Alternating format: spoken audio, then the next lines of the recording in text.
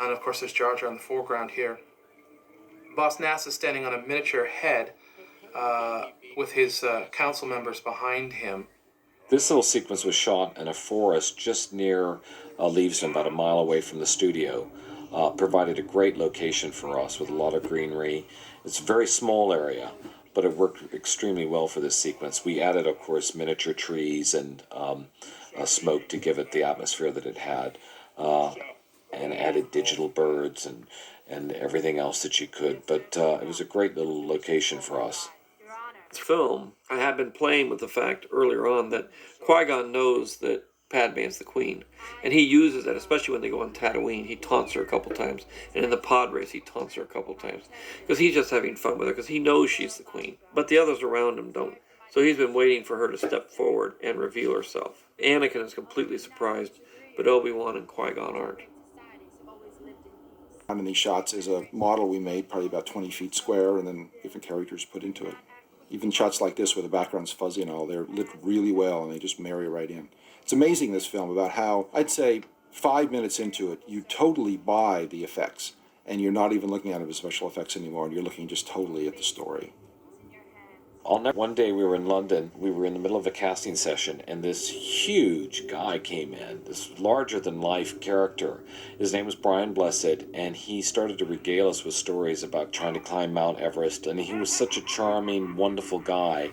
We didn't have a part for him really at that moment, and then George finally came up with the idea, he'd be perfect for Boss Nass. The fact here, you're matching that to the original Star Wars, right? Yes, this is a digital copy of the technique that was done originally. Originally, the material that was to appear as a hologram was run on a television monitor and then rephotographed. So we're adding the scan lines and roll bars and the flicker to try and make it look as though it were photographed off a television set.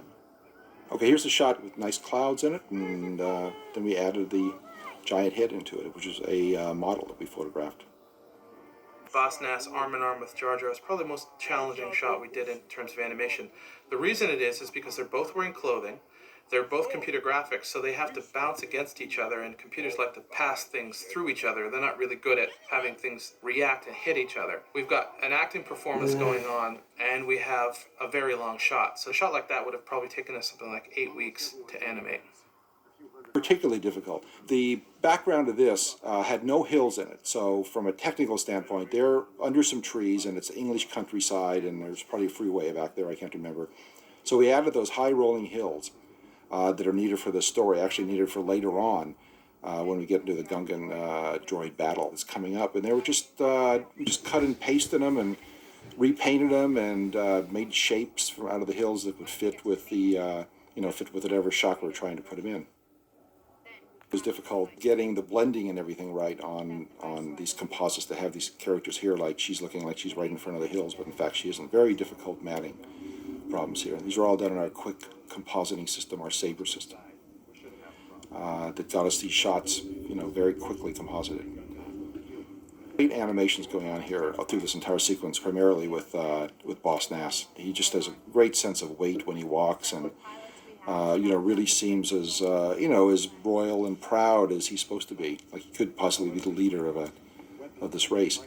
And it's hard, it's hard to look at this and think that Jar Jar is you could say, is of the same race even as Boss Nass. They always seem to me like they're sort of different things, but Boss is actually supposed to be a much, much older Gungan, and when you age, you kind of look like that. What do you think, Rob? I think I'd buy it. Buy it too? Okay. Never reveal to have the hologram walking along with them, and then you don't know how they're doing it. And you reveal that little walking machine that the hologram is standing on, and at the same time you get to say kill all of them. It has a little bit of a Japanese influence with the Gungans and their feathers on the back of their cadoos, but I wanted to give you the sense that they were leaving the safety of their fog-shrouded jungle and going into the plains where they're out in the open and vulnerable to attack.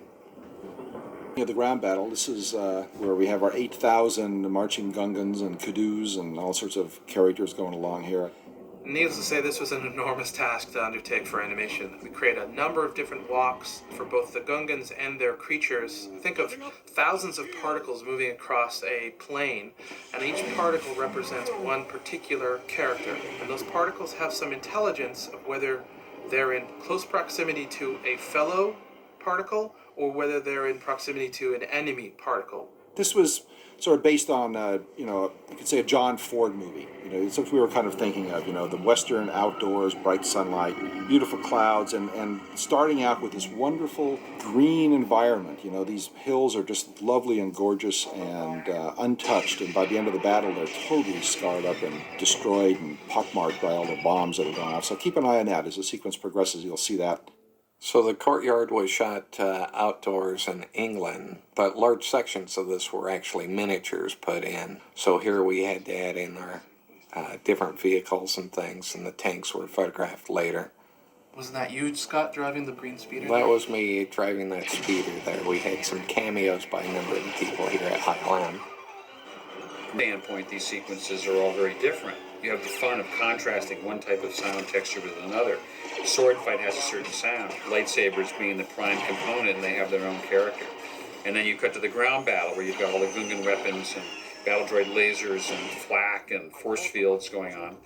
And then you go to the space battle where you've got the interceptors, the sound of Anakin's starfighter, and the control rooms on board the space station. Very much like a symphonic piece of music, you tend to develop the individual movements and then put them together as a whole. And there are themes and developments of themes within each one, both visually and from a sound design standpoint. And you get these statements of themes and then variations. So here we've replaced most of the backgrounds, and in some cases they used shots that were meant for a different part of the sequence and getting different actions. You can see that center rail running up the center of the room. They didn't build anything past that. So on the screen right is computer graphics.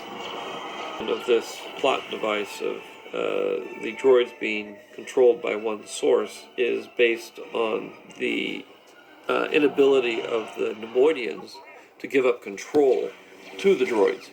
Because if they could think for themselves and do things on their own, they would worry about having this giant army that might take them over.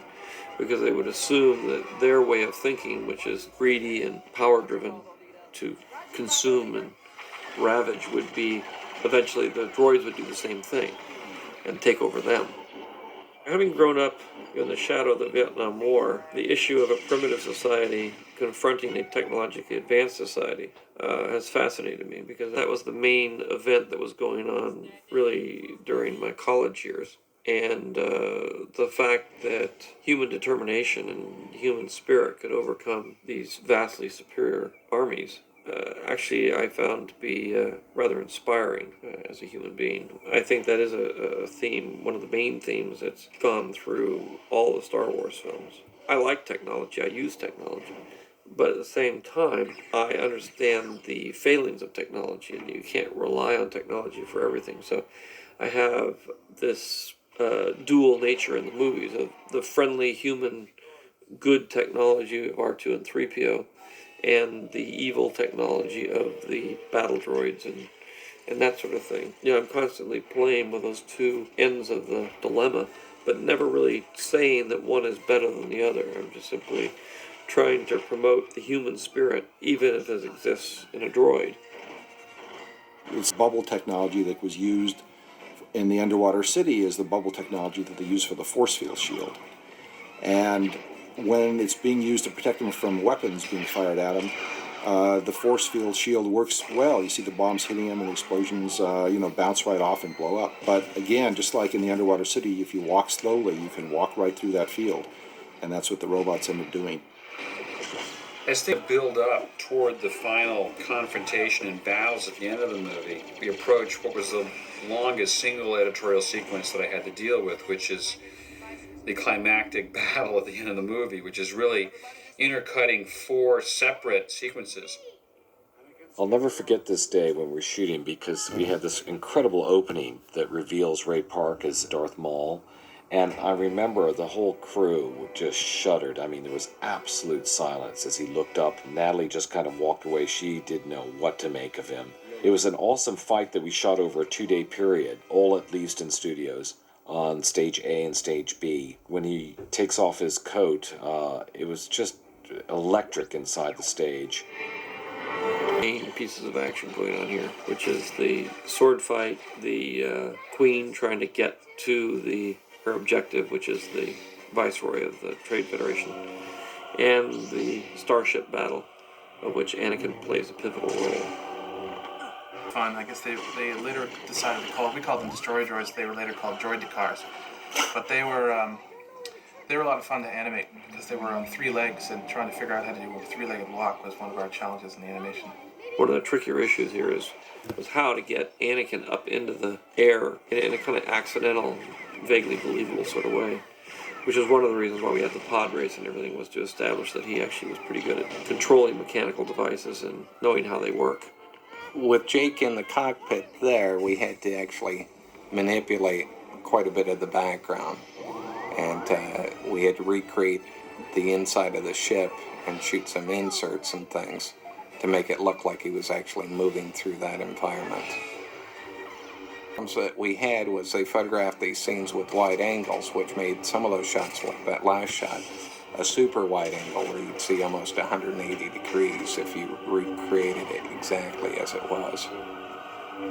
There is no generator room in the actual set. They built this foreground piece of floor and a little bit of the wall and some of the control panel things, but everything else was added after the fact.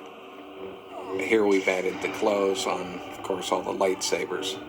And like even that last shot where he jumped and flipped back, he lands on his feet, but he actually landed in a pad, so we had to remove the pad and create that with part CG feet. So a combination of things to get the type of action George wanted. We had this ending cut lots of different ways. In a lot of my movies, I end them with the intercutting of 3 or 4 different events at the same time. So it came out of American Graffiti, where I was telling 4 stories and intercutting them, and now I've developed this idea of challenging myself to see how many stories I can tell simultaneously at the end of the movie. I think I've slowed down on it a little bit, but this was very challenging in that there were, trying to get the balance right between the stories. And the little humorous pieces for Jar Jar to exploit the fact that he's a bumbler, but at the same time make his bumbling be the thing that helps turn the tide of the battle for the Gungans, even though they don't win the battle. This is one of my favorite segments of the space battle. Not because I have a cameo in it, because they're really cool shots. This is me dying here. Anakin and playing the same note in this, which is they're kind of bumbling their way through and coming out heroes. The quality of the space battles from the first 3 pictures was so high that I really wanted to do something that that at the very least lived up to that level of quality and took it a step further. So we were exploiting being able to have computer graphics as a tool to try and make some of the shots better, where you can see all the elements together in the frame as you're composing shots. There's little dramas playing out in the background of a lot of those shots. If you really look, you can see one ship pursuing another, firing and then hitting it. There's a lot of specific animated things happening in the backgrounds. A few tricky shots here to make them look correct. We had to also reproduce a similar look to the original Star Wars movies, just in terms of the way the laser blast and things looked. Take of those guys going up the side of the building, we did do several takes. We never did get it right, actually, because one of the guys wasn't pulled up fast enough, you can see there. So we had to sort of optically make him go faster in the next shot to catch up with the other ones. But that was as close as we came to actually making it work. But there was always somebody who didn't get pulled up. And this shot right here is made up of quite a number of different pieces. They only shot that little section where the people are walking. Everything else is a digital matte painting. And now we're into the generator room with the battle. So against the blue screen, we had to slip the sync on those 2 guys so that his foot would actually hit. And we painted a few frames of the foot hitting Obi-Wan's face. The only thing they shot there for you, Scott, right, was just those little walkways, just a little bit of a walkway? Just a section of the walkway, and in some cases we ended up rotoing around those. They were so shiny that it was all reflecting the blue screen. So everything behind all those power generated things, those were done with the special software that we wrote here along with particle systems. So all of those energy beams and things, we had to work out the timings, and in many cases George decided later, well, I actually want those closed at this point or turned on at this other point. So we would end up having to either create those with computer graphics in some cases or just split that and change the timing. And this was shot after the fact as an insert, just to make it clear to people that this was a dangerous doorway here, that you couldn't just walk through these energy fields. And these doors only went up about halfway. You had to extend those as well, Right, yeah. And like Obi-Wan in the background there, he was all added later. Was with Jar Jar, wanted to have this comedy element going in the middle of the battle. The comedy of Buster Keaton was an inspiration for some of this, especially the sequence here where he hides under the trailer full of energy balls and then pulls them down and they chase him down the hillside. There was a sequence with this Keaton movie with barrels where he was chased down a hill with barrels. And then we added the idea that they would, when they hit the tanks, they would blow up the tanks, and then it would sort of turn the tide of the battle. The explosions in this, the smoke blowing up in the air, the explosions on the ground, those are all shot as separate elements against blue screen outdoors and then put into the shots. So that wherever, again, we wanted to, we could design primarily first to tell the story. So that you saw the primary characters from the best point of view telling what the story is, like Jar Jar running away from the rolling balls. You had to see Jar Jar, you had to see the balls, whatever. Then we would pick a good background for that to show that action. Then we would populate it with characters fleeing or attacking, and then we would put the explosions in to fill in the other parts of the frame. It was just so exciting. I can't tell you how exciting it was to just see the storyboards on this, to have, like 200 shots with 5,000 Gungan fighting 5,000 droids, and the whole thing being synthetic, and the whole thing being in bright sunlight, like a real battle scene. Boy, you don't get opportunities like that very often. You get to a point in the film, always in a film, where everything gets very, very dark, where it looks like the bad guys are going to win. And when you got all these stories going on, I have to have it look like Anakin's going to be destroyed, the Jedi are going to be destroyed, the Queen has been captured, and the Gungans have been captured. So there's a point here where all the stories come together at their blackest moment, where everybody's captured, everybody's getting killed, everything's very dark, and it doesn't look like they're going to get out of it. That's a tradition of serials, all kinds of Saturday matinee adventures. Down here, where everything is very bleak, and where everybody's at their lowest moment, I purposely started to intermesh the images in a way that would create greater tension, like in this sequence here where the droids are coming after Anakin. Anakin's trapped, he's about to be killed. Immediately cut to a giant close-up of Darth Maul. And he's almost looking at Anakin, and then you realize you're in the next scene, and it's these things. But it's trying to almost confuse and meld together the various sequences that are in various different places, so that you get a sense that they're in trouble and they're all very connected. One of the parts of this end was to contrive a situation where I could separate Obi-Wan from Qui-Gon, because I had to have a situation where Qui-Gon could get trapped behind the gates later on, and Obi-Wan could watch while he was killed, but that there wasn't anything to do about it. There's a tricky thing going on here too, which is that I have to build the sword fight to the end with Obi-Wan, but I still wanted to get a really good fight with Liam. But you'll see a lot of these sequences here end with a close-up of a person looking, so they're almost looking into the next sequence, so that it blends those sequences together. They're very, very soft transitions. And here we are at the final section of what we call the ground battle.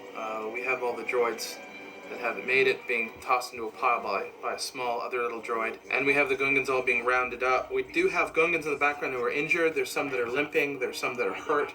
And then we have our two heroes here, Tarpals and Jar Jar. It's a very critical thing to us.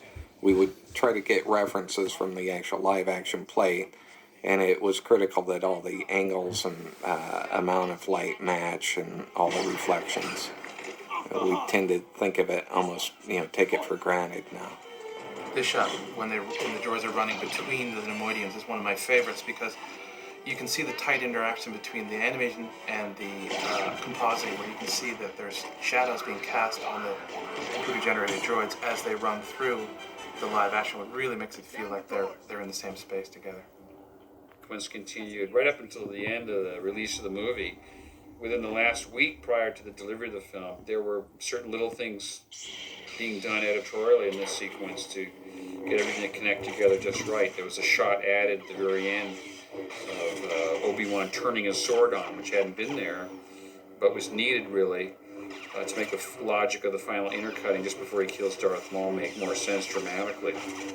This was a fun sword fight with Ewan and Ray, because they were really into it, and they were very much out to prove who was the better swordsman, and they were very much challenging each other, which made for very exhausting shooting, but very exciting. They would finish this, and their swords would almost be bent in half. They were hitting each other so hard. A recurring theme of Obi-Wan, he falls over the ridge earlier, falls over the ridge here, copying kind of what happens in Empire Strikes Back with Luke in the same kind of sword fight with the Sith, falling, going over the edge before he gets his hand cut off. In this case, he twisted at the end. Instead of the Sith cutting off the hand of the Jedi cuts the Sith in half. So when Anakin fires at the reactor core, the reactor core itself is a miniature, where each one of the little reactors is about 2.5 or 3 feet across. But then we switch over to kind of a different technique here for the remainder of these blowing up shots. The shots inside the hangar where we see these explosions, those are explosions that were shot separate and then composited into the computer graphics. That, all those explosions on the outside of the Neimoidian ship, that's the motion control model of the ship, which was a large model, but it was only about 8 feet across. The explosions on it are on the order of 6 to 8 feet across, so they were shot separate to be comped in. With any glass in the canopy, so all the apparent glass, which is mostly the reflections. All the reflections and little smudge marks, that's all put in. That was all comped in later.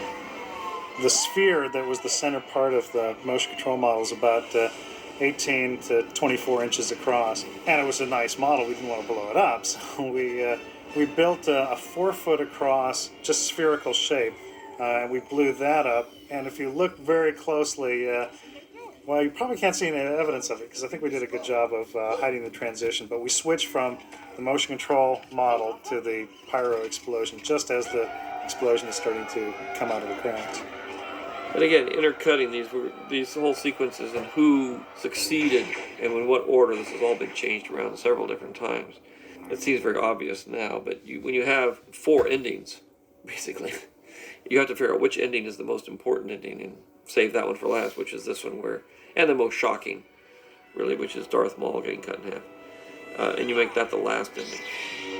It's been cut in half, and this was one of those tricky shots to make it look correct and to do a focus pull and have him bounce off the walls correctly. The whole issue here is that Obi-Wan has to take over the training of the kid, because that's the theme that goes through all the rest of the movies. I mean, that haunts him for the next 6 movies. Actually, a physical model that we shot motion control. We had to add the shadows later. Then we have a number of blue screen people here that were shot in England, combined with blue screen people that we photographed here at ILM. And you can see we've got moving cameras and the rest of it. And all of these backgrounds are the miniature sets behind them. There is no location that they were shooting at. The ground was the only thing that they actually had there. This scene here is the one that did take place in the Queen's Chamber, but I decided to take it out of there and then move it down later here because, as it turned out, we needed a little bit more time after the movie to settle down. And we needed a little bit more finality to the Neimoidians being sent off to prison or wherever they're going. And I also wanted to bring Palpatine back, but I really wanted to finish that story, and I wanted to have this little moment where he tells Anakin that he's going to be paying more attention to him in the future. And so here we have behind them, we have Ben Burt, along with Martin Smith, our editor, and we have Rick McCallum, the producer on the movie. And this was our first digital Yoda. I'd known from when I'd seen the original trilogy and read about what George had said about the movies that he'd always wanted to see Yoda walking, not encumbered by wires and puppeteer. He wanted him to be able to move around. Frank Oz has always done such a fantastic job with the puppet, but to have the chance to actually animate him walking and knowing how important that was to George was really a triumph for us, and I'm very happy how that shot turned out. The scene with Yoda was another scene that got added. When we saw it all put together, we really needed to spell out that Obi-Wan was going to take over the training. Before, it was in the scene, in Qui-Gon's death scene, and it just seemed out of place in that context of the funeral and all those kinds of things. We had the piece where Obi-Wan tells Anakin that he's going to take over his training, but we never saw this scene where he was given the assignment, and ultimately it really needed this. Last film is Anakin at a funeral pyre, just like Qui-Gon is here. So I wanted to keep those motifs, again, things to harken back to other things that have been going on in the movie. We then have this moment, which is very important, where Obi-Wan commits and tells Anakin that he's going to train him, because that's where the rest of the movies go. Constant characters, so we have the same flickering light on them. And now we've added flames to the Qui-Gon model. How do you match the flickering light, Scott? Basically, we have some programs so we can say, okay, look at this part of the scene with the flickering light on that wall, and adjust the brightness and color of the CG characters the same way. There's a very subtle thing going on here through the next two movies of Palpatine's involvement with Anakin, which isn't on screen. It's all sort of hinted at. This was the last shot that ILM delivered to us just 4 weeks before the film was released. It was a very, very difficult shot to do, a whole difficult sequence to do, but I think Rob and Scott and everybody pulled it off brilliantly. It was a fitting end to an amazing 5-year experience of trying to put together one of the most complicated films ever made. We had probably 600 people involved at ILM and 600 people with construction in the UK making the film. It just was an amazing moment for all of us. In Star Wars, just with the title sequence in the beginning and the way that is so structured, I always have a musical sequence at the end. It ends in some kind of a celebration or some kind of an emotional event that is purely musical in nature, has no dialogue. So usually the last 2 minutes of the film are musical, and they then iris into the end titles. Very structured. Trying to keep a certain structure and a certain motif going through all the movies. So they all start the same way, they all end the same way, and they have these recurring themes and these cycles of events and incidents that can sort of reverberate through all the movies in different ways.